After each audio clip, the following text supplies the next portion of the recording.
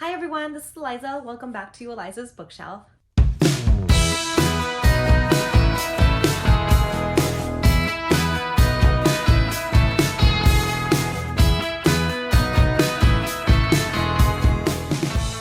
Today is going to be a lot of books. It's going to be a lot of books we're talking about today. And I don't know half of it, but it is the August book haul. And I already did a mini video about, the books that I bought on my earnings from my husband's bet. I spent like $100 on other books, and I was like, maybe I should do a mini book haul now so I don't talk about so many books later on. And I'm so glad I did that mini book haul because today I have to talk about what, 10, 12 more books. So that means I bought my addition kind of sucks now. As a doctor, we don't do a lot of math, but I believe that puts my total to about 16, 17 books that I bought last month because I put myself on a book buying ban the previous month to slow down my spending, and then I just rebounded real quick. So I bought a bunch of books. Will I slow down now? No, because I'm like, maybe I should enjoy what I'm working for.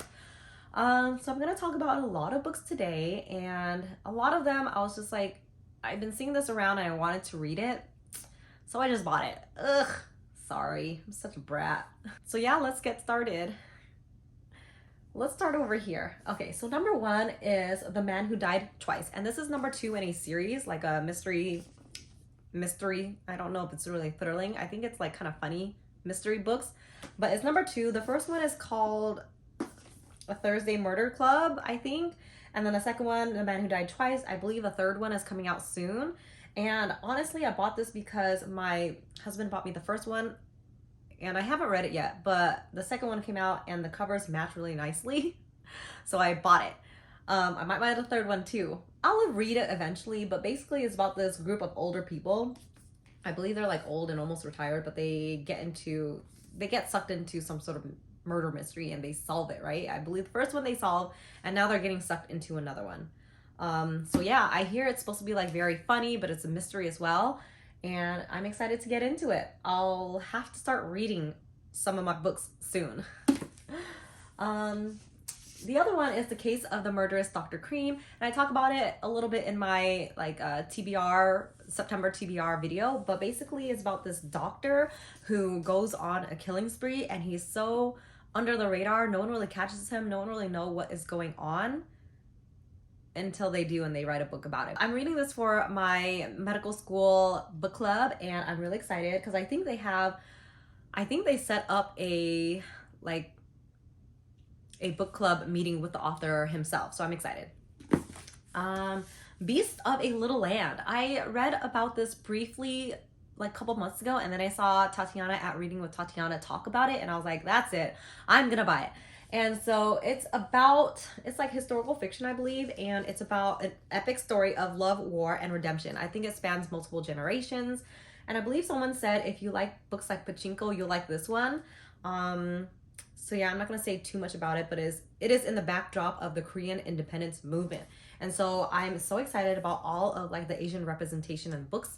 Recently, I'm getting this. I have, what is it? The Fortunes of Jaded Women, and I have another one around here somewhere, also about sisters. I'm so excited to get into some books written by Asian authors to support them. So yeah, this is one of them.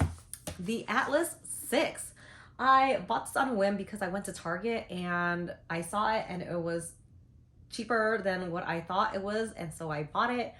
But it's also like a dark academia novel, I believe. Each decade, only 6 most uniquely talented magicians are selected to earn a place in the Alexandrian Society, the foremost secret society in the world. The chosen will secure a life of power and prestige beyond their wildest dreams, but at what cost? Each of the 6 newest recruits has their reasons for accepting the society's elusive invitation, even if it means growing closer than they could have imagined to their most dangerous enemies, or risking unforgivable betrayal from their most trusted allies. They will fight tooth and nail for the right to join the ranks of the Alexandrians, even if it means they won't all survive the year. So that sounds crazy and intense, boy. I just know that the second book is coming out soon. I've been seeing it around like NetGalley and stuff like that, so I want to read it and see if I like it and continue. Because I don't have enough books on my TBR, of course. This one as well, The Thousand Eyes. This is also a sequel. I have the first book, The Unspoken Name. I just need to read it and then continue. God, I'm on like a broken record. I just need to read my books, okay? 2 years after defying the wizard, you know what? I'm not even going to read this. It's some spoilers there. The other one I bought was The Children on the Hill. There was like a big sale going on and everything was like 50% off. So I was like, obviously I need to buy twice as much books. I think this was on Book of the Month before. If not, maybe I just saw it a lot on Bookstagram, but The Children on the Hill seems like a kind of book that my husband would like to watch. And he's always been saying like, I don't understand how you get scared from books. Why is it so scary? But I was like, my argument is books can be even scarier than the movies, because the movies, they already paint you a picture of what it should look like, right? But when you read it, you imagine any sort of possibility, and sometimes you imagine it even freakier. And so my argument is that sometimes your imagination is just scarier, and I'm trying to find a book that would scare him. This one seems like it might be. Inspired by Mary Shelley's masterpiece, Frankenstein, that brilliantly explores the eerie mysteries of childhood and the evils perpetrated by monsters among us. So I picked this one because he really likes monsters on the hill and stuff like that. It's about this family, something happens, weird stuff ensues. There is Iris, a silent, hollow-eyed, skittish, and feral girl. Does not behave like a normal girl. So it's like kind of monster-y stuff like that, right? I'm excited. Twisted Love. I don't know about this one. It's one of those books that have been like super hyped on Bookstagram or Book Talk, whatever, right? And every time I read the synopsis, I'm like, I'm not sure if it is my cup of tea. It seems kind of like dark romance type of alpha male thing. But everyone's been raving about this Twisted Love. I think there was like a remake of all the covers too. It's a series. I don't know if it's 4 or 5. It's a long series. I think the recent book just came out as well. But you have these two people. Alex Volkov is a devil blessed with the face of an angel and cursed with a past he can't escape. Ava Chen is a free spirit trapped by nightmares of a childhood she can't remember. So it sounds very dark romance. A lot of like, I'll fight for you and stuff like that. Twisted Love. I want to see if I like it because everyone's been raving about it, and we'll see.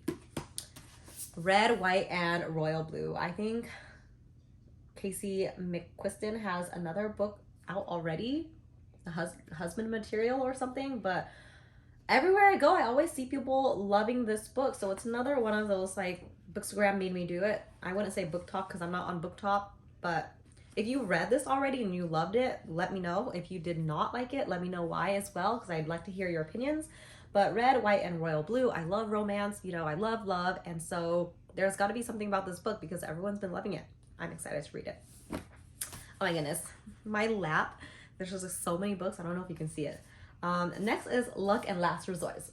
So this is the second book in this series. I think you can read them as standalones though. I did hear about this on Bookstagram in this group that we're actually doing a buddy read of another book, but we started talking about all these books that we love or that we're reminded of, and this is one of them. There's so many tropes in this one that I was like, yes, sign me up, because I like all of those tropes. It's like childhood friends to lovers to exes and second chance romance. I don't know, something like that. But I heard it's really cute and it's not super smutty or anything. I think it's like fade to black kind of romance, and sometimes you just want a light one, not too much craziness in there. But oh, Allie Hazelwood said something on here. If you want to fall in love with a book, which I do, look no further than this one. Yeah, I am so excited. The cover is cute too. I heard people like this one more than the first one, so we'll see. A Good Girl's Guide to Murder. Obviously, I'm just like being so influenced by online nowadays, but I heard this one was good too. This is the story of an investigation turned obsession full of twists and turns with an ending you'll never expect. So I think it's like a YA mystery, but I mean, sometimes they're really good, and I just want to pick up some YA books still. Pretty and popular high school senior Addie Bell was murdered by her boyfriend Sal Singh, who then killed himself. It was all anyone could talk about, and 5 years later, Pip sees how the tragedy still haunts her town. But she can't shake the feeling that there was more to the story. She knew Sal when she was a child, and he was always kind to her. How could he possibly have been a killer? Now a senior herself, Pip decides to re-examine the closed case for her final project. first just to cast doubt on the original investigation, but soon she discovers a trail of dark secrets that might actually prove Sal innocent, and the line between past and present begins to blur. Someone in Fairview doesn't want Pip digging around for answers, and now her own life might be in danger. So that sounds cool. Ooh, I'm excited for this one. It's always like, it reminds me of the It Girl, you know, like there's a murderer, clearly this is the murderer, and obviously later on they're not. But yeah, I'm excited to read this one too. I mean, everywhere I go, I've been seeing good things about this one too. I guess that's it. I already talked about it all. Okay, 1, 2, 3, 4, 5, 6, 7, 8, 9, 10. Okay, there's 2 more books that I ordered in August, and they're coming in the mail. One is Babel that I'm reading with my besties here, and then the other one is A Curse of Blood and Stone. It's the second book in K.A. Tucker's fantasy romance story. I read the first one already a couple months ago. I hope I didn't forget everything because I want to continue the series. So yes, that is coming in the mail soon. So yeah, these are my 12 books on top of the 5 books that I already talked about. I'll link that down below as well if you want to hear about my other 5 books that I bought, or 5 or 6. Oh my God, I'm just out of control. But you know what? I'm not gonna stop. September, I'm still gonna buy more books. Yeah, I hope you enjoyed this book haul. I know I enjoyed buying it. Thank you for joining me. Thank you for watching. I'll see you guys next time. Bye.